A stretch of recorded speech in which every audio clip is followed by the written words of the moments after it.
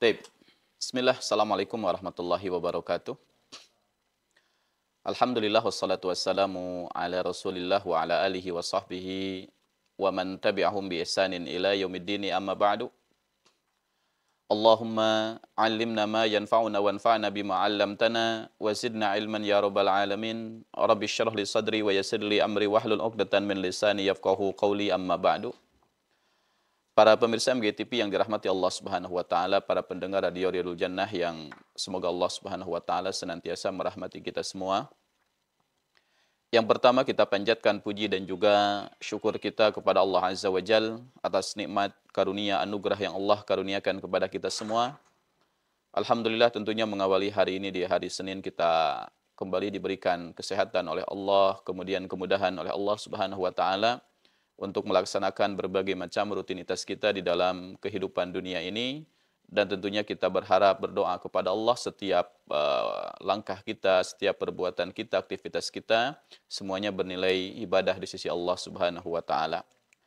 Salawat dan juga salam semoga senantiasa tercurah limpahkan kepada Nabi besar kita, yakni Nabi besar Nabi Muhammad sallallahu alaihi wasallam, kepada keluarganya, sahabatnya, tabi'in, tabi'ut tabi'in, dan juga kepada seluruh umatnya yang mutaba'ah kepadanya sampai dengan hari kiamat. Alhamdulillah insyaallah, dan juga pada pagi yang berbahagia ini saya ditemani dengan host kita Ihsan hafizahullah taala akan kembali melanjutkan pembahasan di dalam salah satu risalah yang ditulis oleh Syekh bin Baz rahimahullahu taala, atau Syekh Muhammad bin Shalih Al-Utsaimin rahimahullahu taala, di dalam salah satu risalah Daurul Mar'ah fi Islahi Al-Mujtama', peran seorang wanita di dalam memperbaiki tatanan kehidupan bermasyarakat. Yang pada pertemuan yang lalu kita membahas tentang as-su'al wal jawab, yaitu pertanyaan dan jawaban dari Syekh rahimahullahu taala, yaitu tentang seorang laki-laki yang menceraikan istrinya dalam satu majelis dengan 3 kali talak atau dengan lebih daripada itu. Kemudian kita masuk ke dalam pertanyaan yang keempat yang disebutkan di dalam kitab ini. Qala al-muallif rahimahullah, tas'alu an zawjiha alladhi la yusalli ma'al jama'ah wa yusalli fil bait fahal tabqa ma'hu aw tatlubu faskhan nikah. Pertanyaannya adalah tentang seorang suami yang tidak sholat berjamaah dan dia sholatnya di rumah. Apakah seorang istri tetap bersama suaminya atau meminta pembatalan hubungan pernikahan atau meminta khulu, dalam artian mengajukan gugatan cerai. Para pemirsa dirahmati Allah Subhanahu wa taala, tentunya permasalahan ini sedikit berbeda dengan pembahasan yang dulu telah disampaikan di dalam kitab Hadhihi Hiya Zaujati. Inilah dia istriku, di dalam sesi soal dan jawab. Kalau yang dulu ditanyakan adalah bagaimana hukumnya seorang wanita yang dia menggugat cerai terhadap suaminya yang suaminya tidak sholat. Karena ini ada perbedaan. Maka dijawab oleh Syekh rahimahullahu ta'ala, hukumnya iya, seorang wanita yang salihah, afifah, seorang wanita muslimah tidak layak berada di dalam rumah tangga yang suaminya tidak melaksanakan sholat, karena sholat itu merupakan tiangnya agama. Dan Nabi SAW beliau bersabda, al-ahdul ladzi bainana wa bainahumus shalah faman tarakaha faqad kafara. Perjanjian antara kami dengan mereka orang-orang kafir itu adalah sholat. Dan siapa yang meninggalkan sholat, maka dia telah kafir. Dan ini tentunya sangat berbahaya kalau ada di antara sebagian rumah tangga kaum muslimin yang suaminya tidak melaksanakan sholat. Maka kata para ulama, dalam kondisi demikian silahkan seorang wanita untuk meminta dipulangkan kepada orang tuanya. Tapi di dalam kasus ini berbeda. Yang dimana pertanyaannya adalah seorang suami sholat, dia sholat, alhamdulillah. Akan tapi permasalahannya sholatnya di rumah. Tidak mau melaksanakan sholat berjamaah di masjid. Yang mungkin permasalahan ini hari ini banyak sekali ya, Hisan. Ya, karena kebanyakan di antara kaum muslimin pun hari ini ketika melaksanakan sholat hanya sedikit yang di masjid dan kebanyakan mereka melaksanakan sholat yang 5 waktunya di rumah gitu ya. Bahkan kalau kita lihat hari ini, uh, Masya Allah gitu ya, masjidnya mewah-mewah kan hari ini dipenuhi dengan berbagai macam fasilitas, ber-AC, ya kemudian mewah, banyak kaligrafi, ornamennya luar biasa. Kemudian masjidnya besar-besar, Masya Allah, masjid jami. Kemudian di tengah kota, kemudian nyaman di dalamnya dengan berbagai macam sarana prasarana. Tapi kalau kita lihat yang melaksanakan ibadah sholat jamaahnya hanya satu atau dua orang. Dan ini nampak ketika sholat subuh, sholat duhur, sholat asar, itu sangat sedikit. Mungkin paling banyaknya itu hanya maghrib aja. Hanya maghrib. Di luar itu maka tidak ada lagi yang melaksanakan jamaah. Nah ini bagaimana kondisi seorang wanita, apakah boleh bagi dirinya untuk menggugat cerai bagi suaminya ketika suaminya tidak mau sholat berjamaah di masjid? Al-jawab, maka Syekh rahimahullah ta'ala beliau menjawab, annaha la tatlubu fashan nikah. Maka tidak boleh bagi wanita tersebut untuk menggugat cerai. Tidak boleh. Ini para pemirsa dirahmati Allah Subhanahu wa taala, bahwasanya kata al-muallif Syekh Muhammad bin Shalih Al-Utsaimin rahimahullah, tidak dibenarkan seorang wanita untuk meminta fasakh, pembatalan akad nikah, atau dalam istilah lain dinamakan dengan khulu. La yalzamuha an tatluba fashan nikah walaha an tabqa ma'ahu walakin yajibu 'alaiha an tansahahu daiman. Dan tidak selayaknya, kata beliau, seorang wanita itu meminta gugatan cerai dan baginya untuk tetap tinggal bersama suaminya. Akan tapi ada kewajiban atas wanita tersebut untuk senantiasa memberikan nasihat kepada suaminya. Ini dakwah berarti di sini. Jadi yang berlaku di dalam permasalahan ini bukan minta diceraikan. Karena tentunya kata Nabi kita SAW di mana beliau bersabda, ayyuma imra'atin sa'alat zawjaha talaqan fi ghairi maba'sin faharamun 'alaiha raihatul jannah. Wanita yang mana saja yang dia dengan sengaja meminta cerai kepada suaminya tanpa adanya alasan yang benar, maka telah diharamkan bagi wanita tersebut untuk mencium wanginya surga. Ini tentunya tidak boleh dalam Islam. Kenapa demikian? Karena ini yang harus dipahami oleh para pemirsa dirahmati Allah Subhanahu wa taala. Pernikahan itu kan dinamakan dengan mitsaqan ghalidha, yaitu perjanjian yang sangat berat, perjanjian yang sangat agung, perjanjian yang sangat dahsyat luar biasa, dan tidak boleh dibatalkan akad nikah kecuali dalam perkara yang sangat besar. Kalau misalkan terjadi hari ini dalam keluarga kaum muslimin hanya permasalahan-permasalahan yang sepele, dalam artian tidak sampai melakukan dosa besar kepada Allah Subhanahu wa taala, nah maka tentunya sebisa mungkin untuk islah, dalam artian didamaikan, kemudian di dalam rumah tangga yang sangat luar biasa adanya maqam dakwah, yaitu adanya tempat untuk seseorang berdakwah kepada Allah Subhanahu wa taala. Makanya kan dakwah yang paling utama itu, ahsan para pemirsa dirahmati Allah, Allah menyebutkan wa anzir ashiratakal aqrabin. Itulah ayat yang pertama yang Allah perintahkan kepada Nabi Muhammad untuk berdakwah. Apa kata Allah? Wa anzir ashiratakal aqrabin. Dan berikanlah peringatan kepada keluargamu yang dekat. Ya ayyuhalladzina amanu qu anfusakum wa ahlikum nara. Wahai orang-orang yang beriman, jagalah dirimu, keluargamu daripada siksa api neraka. Kata Abdullah bin Abbas, alimuhum wa adibuhum. Ajarkanlah kepada mereka ilmu dan ajarkanlah kepada mereka adab. Nah ini kan Masya Allah, ini makom dakwah di dalam permasalahan ini. Meskipun tentunya sebagian wanita yang hari ini mungkin sudah hijrah, dan mereka sudah belajar untuk mempelajari tentang sunnah-sunnah Nabi SAW, dan mereka pun paham hari ini bahwa bagaimana dahsyatnya dan keutamaannya seorang laki-laki yang melaksanakan sholat berjamaah, kemudian bagaimana dosanya seorang laki-laki yang takhalluf, dalam artian meninggalkan sholat jamaah, maka disitulah peran seorang wanita untuk mendakwahi suaminya. Untuk mendakwahi suaminya. Karena tentunya seseorang itu ketika mengambil peran dakwah untuk apa? Untuk mengajak, maka disitulah dia telah mengambil peran yang Allah embankan kepada para nabi dan juga para rasul. Nah ini kan peran yang Masya Allah sangat luar biasa. Yang sangat luar biasa gitu ya. Kemudian kata Syekh Shalih Al-Utsaimin rahimahullah, wa tukhawwifahu minallah, dan perempuan atau istri tersebut memberikan rasa takut atau menakut-nakuti suaminya terhadap Allah Subhanahu wa taala. Disebutkan kalau Mas, kalau apapun panggilannya, tidak melaksanakan sholat jamaah, maka ingat adab Allah seperti ini, dan seterusnya. Wa tubayyina lahu uqubatal mutakhallif anis salati mal jamaah, dan menjelaskan tentang bagaimana hukuman atau azab Allah yang Allah timpahkan kepada orang yang meninggalkan salat jamaah. Wa yubayyina lahu thawabal musalli mal jamaah, kemudian dijelaskan juga kepada suami tentang bagaimana besarnya pahala orang yang salat bersama jamaah. Wa anna salata al jamaah afdalu min salatil fadhi bi 27 darajah. Kemudian disebutkan bahwa salat jamaah pahalanya itu 27 kali lipat. Nah, ini yang harus disampaikan oleh para istri kepada suaminya. Dan tentunya di dalam permasalahan ini dibutuhkan untuk bersabar. Untuk bersabar. Makanya kan kata Allah di dalam Al-Quran, wa'mur ahlaka bis salat wastabir 'alaiha. Perintahkanlah keluargamu untuk melaksanakan salat dan bersabar atasnya. Karena berdakwah itu bukan sesuatu yang mudah, Aisyah.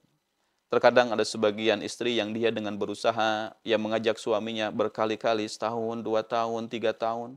Tapi yang dia dapatkan tidak ada perubahan di dalam suaminya. Maka tentunya bersabar. Maka insya Allah ya Allah subhanahu wa ta'ala akan memberikan akhir yang indah insya Allah. Kalaupun seandainya dia, suaminya tidak diberikan hidayah oleh Allah subhanahu wa ta'ala, bahkan sampai istrinya meninggal mendakwahi suaminya, tapi suaminya tetap seperti itu. Akan tapi ingatlah wahai para wanita, para akhwat yang dirahmati Allah subhanahu wa ta'ala, ketika seorang wanita mampu bersabar bersama dengan suaminya yang tidak sesuai dengan apa yang dia inginkan, kemudian dia terus memberikan nasihat dengan cara yang baik kepada suaminya, maka tentunya insya Allah pahalanya di sisi Allah subhanahu wa ta'ala itu amat sangat luar biasa. Bersabar. Karena tentunya dalam dakwah itu kita tidak akan ditanyakan tentang hasilnya. Akan tapi yang akan ditanyakan tentang prosesnya. Iqamatul hujjah, menegakkan hujjah tentunya di hadapan manusia.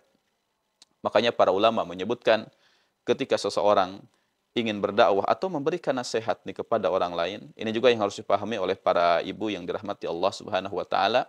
Ketika ingin memberikan nasihat kepada suaminya, maka bekalnya setidaknya ada 3. Bekal kita untuk memberikan nasihat dan berdakwah itu ada 3. Yang pertama adalah ilmu. Karena kalau seseorang ingin menyampaikan kebenaran tapi dia tidak memiliki ilmu, sulit. Apa yang akan dia berikan? Apa yang akan dia sampaikan? Makanya para ulama menyebutkan faqidus syai' la yu'ti. Orang yang kehilangan sesuatu itu tidak bisa untuk memberikan. Apa yang akan dia sampaikan ketika seseorang itu tidak memiliki ilmunya? Jadi belajar. Ini juga kewajiban bagi para wanita, para akhwat yang dirahmati Allah ketika nanti ingin memberikan nasihat kepada istrinya atau mungkin seorang suami juga kepada istrinya, maka yang pertama harus ada, itu harus memiliki ilmu terlebih dahulu. Karena kalau kita mengajak tidak punya ilmunya, maka dijamin kerusakannya akan jauh lebih banyak dibanding dengan kebaikannya. Makanya kan ada juga hari ini kan seorang wanita misalkan mengajak suaminya, tapi ternyata yang dia pun mengajaknya kepada kemaksiatan juga karena tidak tahu gitu. Nah, ini berbahaya. Kemudian yang kedua, setelah ilmu itu harus memiliki sifat ar-rifqu, lemah lembut. Ini yang harus ditempuh oleh para akhwat. Ini yang harus ditempuh oleh para istri ketika mendakwahkan kepada suaminya. Sampaikan kebenaran dengan cara lemah lembut. Dengan bahasa yang baik, intonasi yang enak untuk didengar. Kemudian jangan dia mengangkat suaranya, tidak boleh. Tidak boleh. Ada seorang wanita yang ketika memberikan nasihat kepada suaminya baik tujuannya, tapi caranya kurang bagus. Dia apa? Ketika suaminya disuruh untuk sholat kemudian ditendang misalkan, atau mungkin suaminya dijewer ininya apa, yang nggak dikasih jatah. Nah, maka itu tidak boleh. Tidak boleh dengan cara demikian, tapi sampaikan dengan cara yang lembut. Faqula lahu qawlan layyina. Nah, ini kan perintah Allah kepada Nabi Musa dan Harun ketika berdakwah kepada Fir'aun, maka kata Allah, katakan oleh kalian berdua ucapan yang lembut. Karena seseorang itu ketika diajak, kemudian diberikan nasihat dengan bahasa yang baik, bahasa-bahasa yang lembut, insya Allah jauh lebih mudah untuk menerima dibanding dengan diberikan nasihat dengan bahasa-bahasa yang kasar. Nah, itu juga harus diperhatikan. Karena gini, para ibu yang dirahmati Allah subhanahu wa ta'ala dan para pemirsa, bahwasanya kan dalam kehidupan rumah tangga, seburuk apapun seorang suami, kedudukannya tetap seorang pemimpin. tetap seorang pemimpin.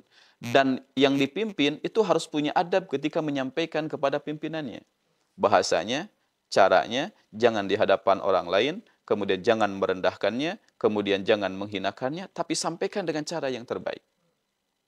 Jadi jangan sampai ada seorang wanita yang menasihati suaminya di hadapan umum. Itu menjatuhkan wibawa suami, tidak boleh. Karena ingat ya, seorang wanita secerdas apapun dirinya, setinggi apapun titelnya, sekaya apapun hartanya, sebanyak apapun berbagai macam harta yang dia miliki, ingat ketika sudah berada dalam rumah, maka statusnya dia adalah seorang istri yang wajib menghormati suaminya. Jadi jangan sampai dijadikan alasan. Ketika seorang wanita ingin mendakwahi suaminya, dia mengatakan, Ustaz, saya lebih pintar dibanding suami saya. Saya sudah hijrah, saya sudah hafal Quran. Suami saya awam, maka saya ingin mendakwahinya dengan cara apa? Mengguruinya. Tidak boleh. Beradab. Nah, ini adab yang tentunya harus diterapkan oleh para wanita yang dirahmati Allah Subhanahu wa taala. Karena yang namanya suami itu paling sulit menerima nasihat dari istrinya. Silahkan kalau tidak percaya, ini yang menyaksikan program Keluarga Muslim, dan ada suaminya di sampingnya, coba tanyakan. Kalau seseorang dinasihati oleh gurunya, mudah menerima insya Allah. Atau seorang anak buah dinasihati oleh pimpinannya, insya Allah mudah untuk menerima. Tapi yang sulit itu kalau suami dinasihati oleh istrinya. Ketika suami dinasihati oleh istrinya, sebagian suami mengatakan, diam, sayalah pemimpinnya, kata dia. Dan membacakan firman Allah, Ar-rijalu qawwamuna 'alan nisa, laki-laki pemimpin dari wanita. Maka kamu diam, kata suaminya. Itu yang terjadi. Nah, itu yang terjadi. Makanya Masya Allah. Ya, ini yang harus senantiasa dipahami oleh para wanita. Yang pertama harus punya ilmu, yang kedua sampaikan dengan cara lemah lembut, dan yang ketiga as-sabru, sabar. Sabar. Jangan mengatakan saya sudah capek. Jangan mengatakan saya sudah bosan. Akan tapi kalau seandainya kita ingin berhenti daripada memberikan nasihat dan berdakwah, maka itu laksanakan ketika Allah mencabut nyawa kita. Ketika sudah terjadinya sakaratul maut, baru sudah selesai kewajiban kita untuk berdakwah.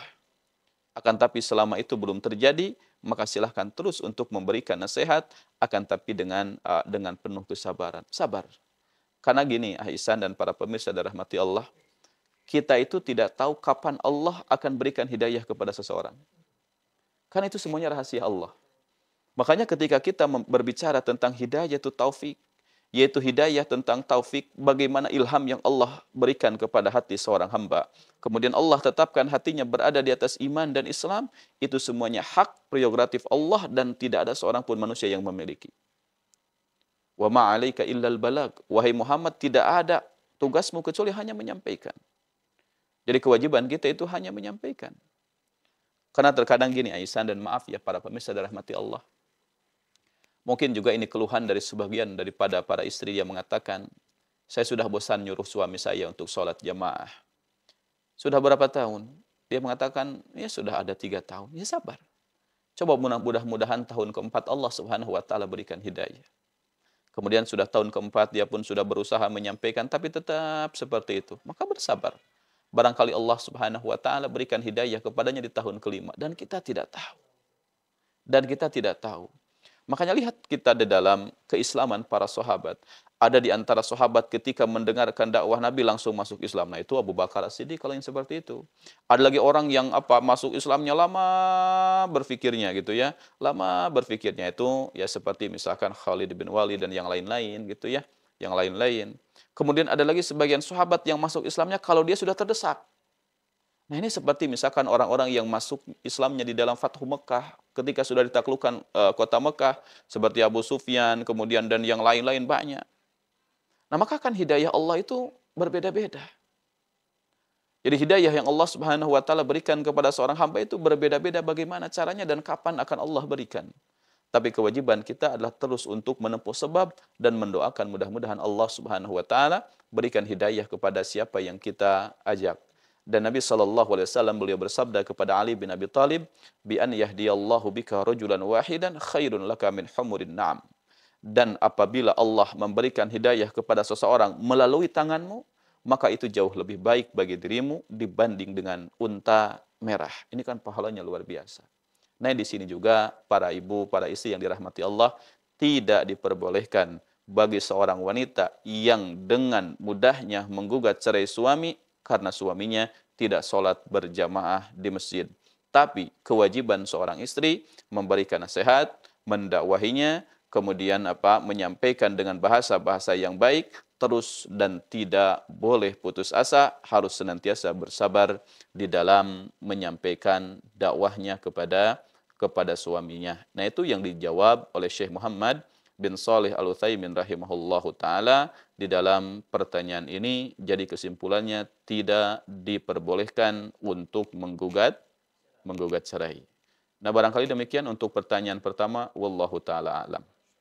Nah, Ustaz, terima kasih kembali, jazakumullahu khairan untuk materi dan juga ilmunya telah disampaikan ya, sahabat Islam, dari pertanyaan dan juga jawaban pembahasan kita dari Syekh Utsaimin rahimahullah taala. Dan pembahasan tadi adalah tentang bagaimana ketika seorang istri ya menggugat atau cerai atau khulu dan semisalnya fasih ya, memutuskan dengan akad pernikahan ketika suaminya ini tidak mau sholat berjamaah, Ustaz ya, bukan tidak mau sholat, karena kalau tidak mau sholat kita sudah bahas di sebelumnya, Ustaz ya. Dan ini karena juga masih tentunya seorang suami ini mengakui bahwasannya sholat itu adalah wajib, cuman karena memang tidak dilakukan di berjamaah di masjid aja, Ustaz ya. Dan ini banyak sekali memang caranya, Ustaz ya, dari mungkin kayak nasihat dari sisi anaknya. Kadang nih anak laki-laki juga bisa turut andil nih, Ustaz, dalam mengajak ayahnya bisa pergi ke masjid, Ustaz.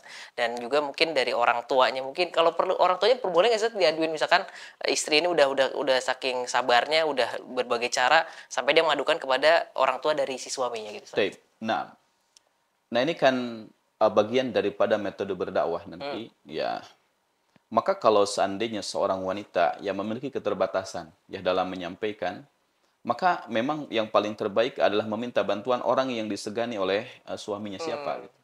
Mungkin kalau orang tuanya itu jauh lebih baik, insya Allah minta bantuan ke orang tuanya, atau mungkin juga anak-anaknya bisa juga gitu ya. Karena gini, kita lihat juga hari ini yang subhanallah saya menyaksikan sendiri gitu. Iya, Ustaz. Ada sebagian orang tua itu yang mendapatkan hidayah dengan sebab anaknya. Oh iya, betul, Ustaz. Saya berikan contoh gini, Aisyah. Ada seorang ibu yang dia tidak menggunakan jilbab. Ini benar terjadi. Kemudian, tapi Masya Allah, ibu ini memasukkan anaknya ke pesantren. Ibu ini memasukkan Karena anaknya ke seburuk-buruknya pesantren. seorang ibu juga pasti yang ingin Iya. anaknya itu soleha, Ustaz ya. Ya itu kan fitrah Betul. manusia pasti seperti itu. Betul, Ustaz. Yang namanya bahkan seorang pezinah aja gak mau anaknya jadi pezinah lagi. Karena Allah berikan fitrah itu kepada manusia yang dimana fitrah itu sesuai dengan keilahian. Nah kemudian anaknya pesantren. Kemudian kata anaknya, Umi, kata ibu guru bahwa wanita itu harus menggunakan jilbab. Kemudian tidak boleh terlihat auratnya, harus gini, harus gitu. Ibunya merenung, subhanallah. Pernah suatu hari ibunya itu ngantar anaknya ke mana? Ke pesantren. Pesantren ya. Kemudian kata anaknya, Umi jangan turun dari Dari mobil. mobil. Malu kata dia. Nah, itu di saat orang lain mungkin ibunya pakai cadar, kemudian menggunakan jilbab yang besar-besar. Dan disitulah subhanallah, hati orang tuanya tersentuh. Dan dengan sebab itu orang tuanya mengenal sunnah Nabi SAW dan iltizam dengan agama Islam yang lurus. Itu kan banyak terjadi.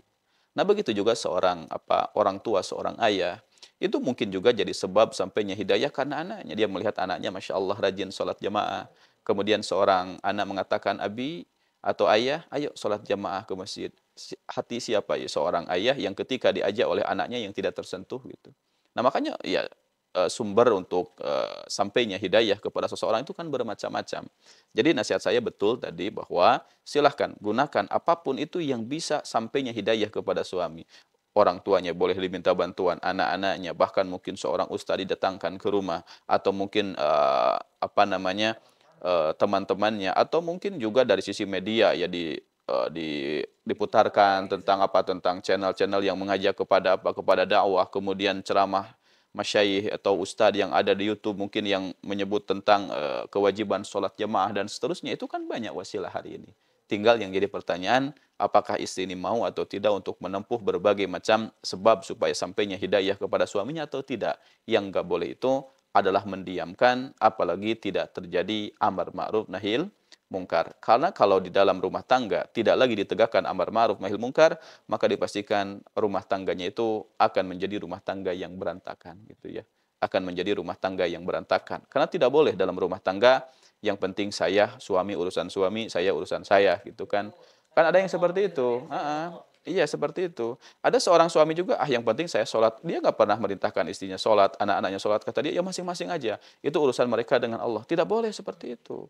Karena dalam keluarga itu ada pemimpin, dan pemimpin akan ditanya tentang apa yang dia pimpin. Dan harus ada yang dinamakan dengan amar ma'ruf dan juga nahi al-munkar. Nah, barangkali demikian, Aisyah. Wallahu a'lam. Jadi para ibu ya, para istri di rumah, silakan coba diajak lagi bagi suami-suaminya juga sulit untuk sholat berjamaah di masjid ya, baik mungkin itu kesiangan ataupun juga mungkin kesibukannya sampai melalaikan untuk sholat berjamaah di masjid. Satu pertanyaan terakhir Ustaz sebelum kita jeda Ustaz. Kalau misalkan sholat berjamaah di masjid ini juga apakah mengurangi keberkahan ataupun juga rahmah ya, kasih sayang Allah Subhanahu wa taala dalam keluarga itu sendiri Ustaz? Taib. Nah, ketika seseorang itu mukhalafah, yang menyelisih sunnah Nabi Sallallahu Alaihi Wasallam dan meninggalkan perintah Allah Subhanahu Wa Taala, maka dipastikan Allah akan cabut keberkahan di dalam kehidupan rumah tangganya. Makanya kan keberkahan dalam rumah tangga itu adanya dalam sholat. Pernah dengar kita semuanya, Masya Allah, tentang hadis Nabi Sallallahu Alaihi Wasallam, rahimallahu rajulan qama minal layli fasalla wa aiqadha ahlahu fa in abat nadaha fi wajhihal ma.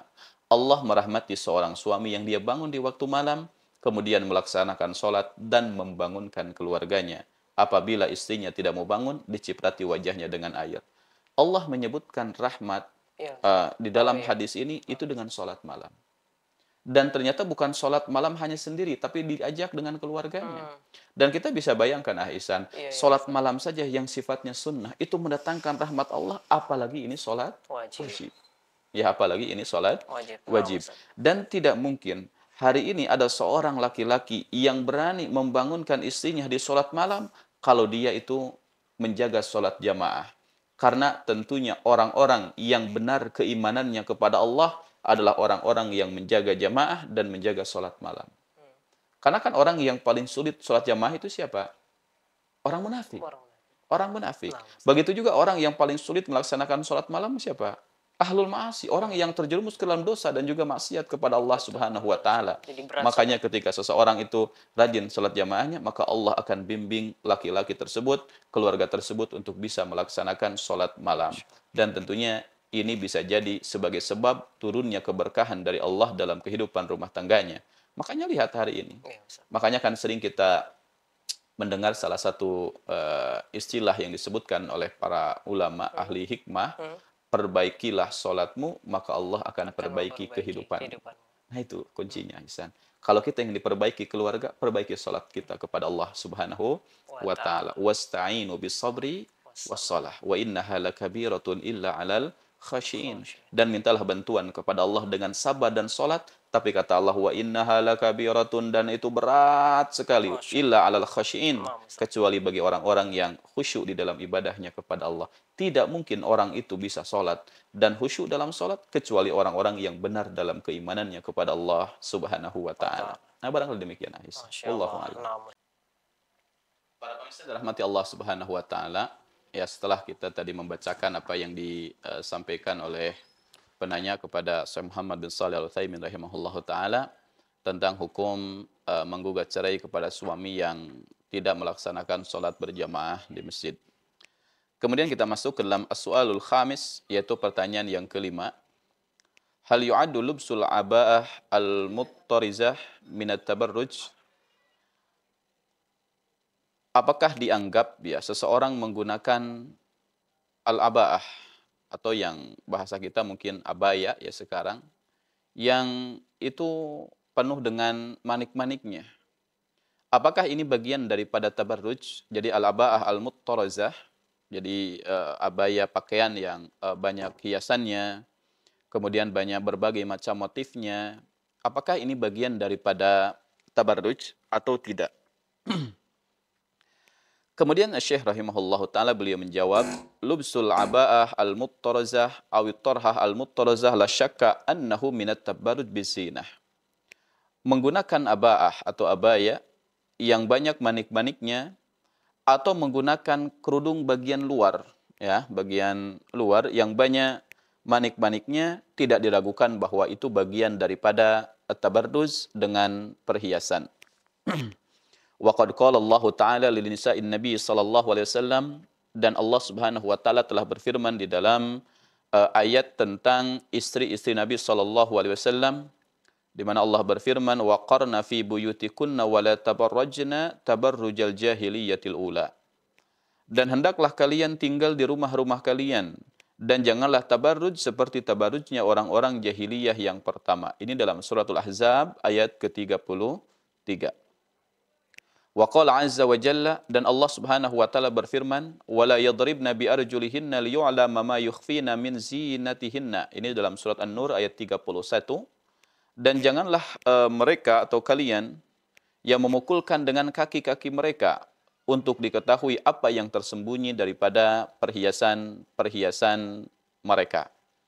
فإذا كان الله عز وجل نهى نساء النبي صلى الله عليه وسلم أن يتبرجن تبرج الجاهلية الأولى ونهى نساء المؤمنين أن يضربن بأرجلهن ليعلم ما يخفين من زينتهن دل ذلك على أن كل ما يكون من الزينة فإنه لا يجوز إظهاره ولا إبداؤه لأنه من التبرج بالزينة.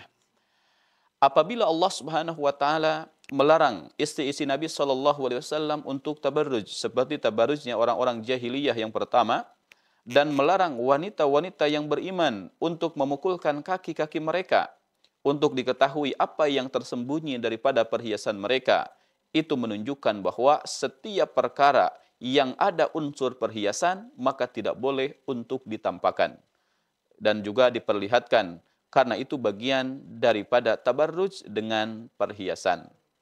Nah, ini tentunya yang dijawab oleh Syekh rahimahullahu taala, yaitu tentang apa? Tentang hukum menggunakan pakaian yang terlalu banyak manik-maniknya tadi, atau menggunakan banyak motifnya. Dan subhanallah, ya para ibu yang dirahmati Allah Subhanahu wa taala, tentunya ya bahwa seorang wanita itu kan memiliki adab yang sangat banyak yang telah dijelaskan di dalam Islam. Terkhusus ini permasalahannya ketika di luar rumah. Jadi dipahami oleh para ibu yang dirahmati Allah bahwa pertanyaan ini yaitu ketika seorang wanita berada di luar rumahnya. Ya, di luar rumahnya. Iya, pakaian di luar rumah. Yang disebutkan di sini ya semacam abaya, yang itu merupakan pakaian tradisi orang Arab, sekarang juga banyak. Kemudian yang itu digunakan bagian luar, yang itu banyak gitu, warna-warnanya, banyak motif-motifnya dan seterusnya. Masya Allah, luar biasa indah. Nah, maka tentunya menggunakan pakaian yang demikian, ini masuknya ke dalam tabarruj. Ya, yaitu menampakkan dengan perhiasan. Kan dalam Islam, seorang wanita itu diperintahkan untuk berhias, berdandan, menggunakan pakaian terbaik. Tapi di mana? Itu ketika berada dalam rumah dan di hadapan suaminya. Akan tetapi seorang wanita ketika mereka akan keluar rumah, maka tidak boleh dalam keadaan berhias dan menggunakan perhiasan. Jadi bajunya baju yang biasa, tidak boleh menggunakan pakaian yang itu akan menarik perhatian laki-laki yang bukan mahram, apalagi sampai menggunakan parfum dan juga wangian. Akan tapi permasalahan ini terkadang hari ini Aisyah dan para pemirsa dan rahmati Allah, saking asingnya Islam di tengah-tengah masyarakat kaum muslimin sendiri, maka banyak orang yang tidak tahu tentang permasalahan ini.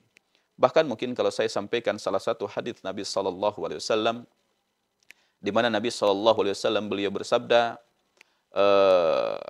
perempuan yang mana saja, ayyuma imra'atin ista'tarat fa kharajat famarrat ala qaumin, wanita yang mana saja yang dia menggunakan parfum, kemudian dia keluar dari rumahnya dan melewati satu kaum laki-laki. Kemudian kaum itu mencium wangi yang dipakai oleh wanita tersebut. Apa yang disampaikan oleh Nabi SAW? Illa wahiyya zaniyah, illa wahiyya zaniyah, illa wahiyya zaniyah. Kecuali wanita itu adalah seorang pelacur, wanita itu seorang pelacur, dan wanita itu adalah seorang pelacur. Ini subhanallah. Dan ini juga tentunya yang harus dipahami oleh kaum muslimah, para ibu yang dirahmati Allah Subhanahu wa taala. Perhatikanlah adab-adab bagaimana syariat Islam memberikan tuntunan kepada seorang wanita ketika berada di luar rumah. Karena yang harus dipahami bahwa sabda Nabi SAW, "Idza kharajatil mar'atu istashrafaha syaitan." Kalau seorang wanita keluar dari rumahnya, maka dia disambut oleh syaitan. Dan akan terjadi berbagai macam fitnah. Terjadi berbagai macam fitnah. Karena tidak ada hari ini fitnah yang paling besar yang Allah Subhanahu wa taala timpahkan kepada seorang laki-laki kecuali fitnah kepada seorang wanita. Maka ini harus ditutup rapat-rapat di dalam apa? Di dalam Islam. Akan tapi kan sekarang itu ya kebanyakan di kalangan wanita ketika mereka berdandan itu ketika di luar rumah. Ketika ke tempat kerja, Masya Allah cantiknya luar biasa. Menggunakan berbagai macam perhiasan, bahkan jarinya itu yang 10, jari tangannya 10, semuanya menggunakan cincin gitu ya. Kemudian di pergelangan tangannya menggunakan apa? Menggunakan gelang yang sangat banyak. Kemudian kalungnya juga sengaja disimpannya di luar daripada pakaiannya. Kemudian menggunakan baju yang branded, kemudian menggunakan tas yang mahal, kemudian menggunakan sendal yang sangat mahal luar biasa, menggunakan apa lipstik yang sangat merah merona gitu ya. Nah ini fitnah. Fitnah ini tidak boleh dalam Islam. Akan tapi ibu-ibu yang dirahmati Allah sadari atau tidak, dan tolong ini direnungkan.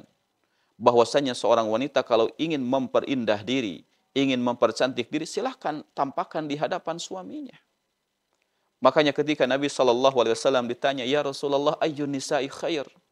Wahai Rasul, wanita yang seperti apakah yang paling terbaik? Kemudian sabda Nabi SAW, allati tasurruhu ida nadharaha, yaitu seorang wanita yang merasakan bahagia atas dirimu ketika engkau memandangnya.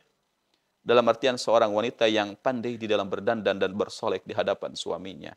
Nah maka para pemirsa dirahmati Allah Subhanahu wa taala, ketika keluar dari rumah, maka seorang wanita jangan menggunakan pakaian yang terlalu ramai.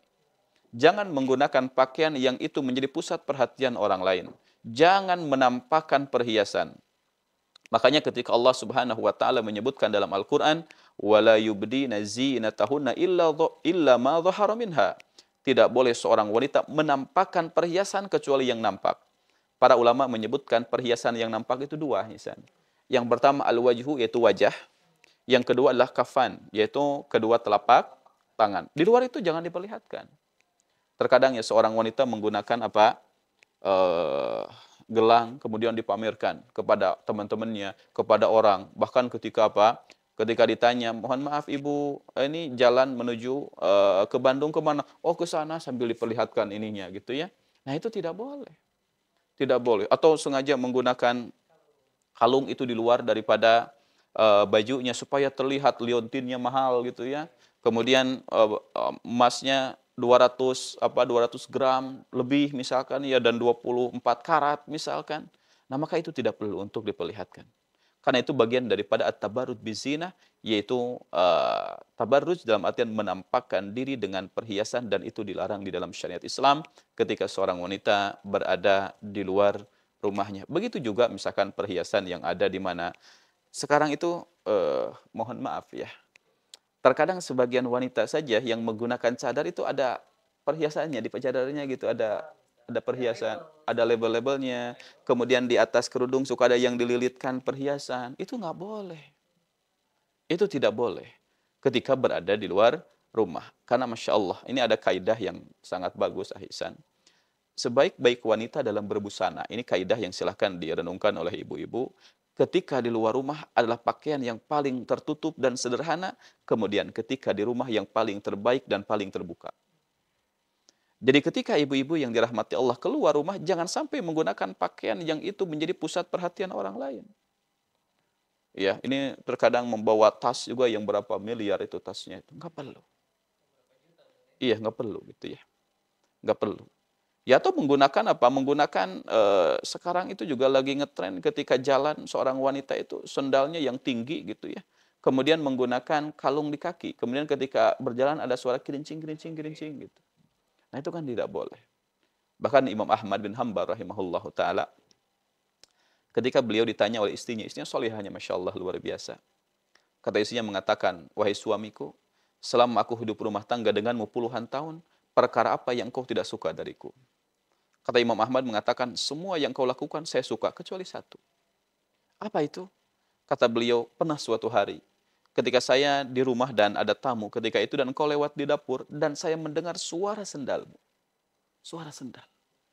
Yang dimana beliau tidak menyukai sendal, suara sendal istrinya, itu didengar oleh tamunya. Ini saking luar biasanya itu menjaga bagaimana kehormatan seorang wanita.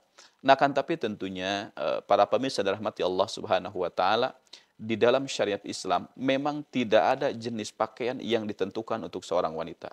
Bebas silahkan. Selama tidak ada unsur tabarruj, kemudian menutupi semua auratnya, kemudian tidak membentuk lekukan tubuh, dan tidak termasuk ke dalam pakaian syuhrah. Pakaian syuhrah itu adalah pakaian yang nyeleneh. Karena kan yang namanya pakaian itu dikembalikan kepada al-urf. Dan juga tidak boleh menggunakan pakaian yang itu merupakan simbol pakaian kebesaran orang-orang di luar Islam. Atau pakaian yang biasa dipakai oleh orang-orang fasik, pelaku dosa besar kepada Allah Subhanahu wa taala. Selama itu semuanya terbebaskan, maka boleh silahkan. Begitu juga dengan warna pakaian, boleh silahkan dengan warna apa? Hitam boleh, abu-abu boleh, kemudian apa? Merah marun boleh, silahkan, bebas. Ya, dan memang para ulama menyebutkan yang lebih baik warna gelap, tapi bukan hitam juga. Tapi memang hitam itu bagian daripada warna gelap, tapi tidak mesti harus hitam. Ya, dan silahkan tentunya ini dikembalikan kepada adat, kebiasaan masing-masing di dalam satu daerah. Tapi tentunya diperhatikan terhadap kaidah-kaidah syariat Islam, tidak boleh ya menggunakan pakaian tadi kalau abaya yang terlalu banyak coraknya, banyak apa perhiasan di luarnya, begitu juga menggunakan kerudung yang terlalu apa? Yang terlalu ramai. Kan sekarang banyak itu di kerudung itu ada apa namanya itu ya? Lah yang kecil-kecil gitu banyak ada namanya segala macam dan yang lain-lainnya. Iya, maka itu lebih baik untuk dihindari. Insya Allah ketika seorang wanita menjaga ifah, kehormatan dan kesucian dirinya, dia hanya menampakkan kecantikan dan keindahan di hadapan suaminya, maka itu adalah sebaik-baik wanita. Meskipun hari ini berat untuk dipraktekkan, karena kita hari ini hidupnya di zaman fitnah. Tapi seseorang yang komitmen terhadap agama di zaman fitnah, maka itu pahalanya lebih besar di sisi Allah dibanding dengan satu orang amalan para sahabat di zaman Nabi Shallallahu Alaihi Wasallam. Karena beriman di zaman fitnah itu beratnya luar biasa. Komitmen di atas sunnah di zaman fitnah beratnya luar biasa. Tapi bersabarlah sampai berjumpa dengan Nabi Shallallahu Alaihi Wasallam di telaganya Nabi Shallallahu Alaihi Wasallam. Nabi bersabda, "Isbiru hatta talqauni fi haudi." Sabarlah kalian sampai kalian bertemu denganku nanti di telaganya Nabi Shallallahu Alaihi Wasallam. Nah, barangkali demikian mungkin ahsan yang dapat disampaikan pada pertemuan yang berbahagia ini, dan tentunya mudah-mudahan bermanfaat dan menjadi pencerahan bagi sebagian wanita, ibu-ibu yang dirahmati Allah untuk bisa menjadi seorang wanita yang jauh lebih baik di dalam kehidupan dunia. Wallahu taala a'lam. Nah.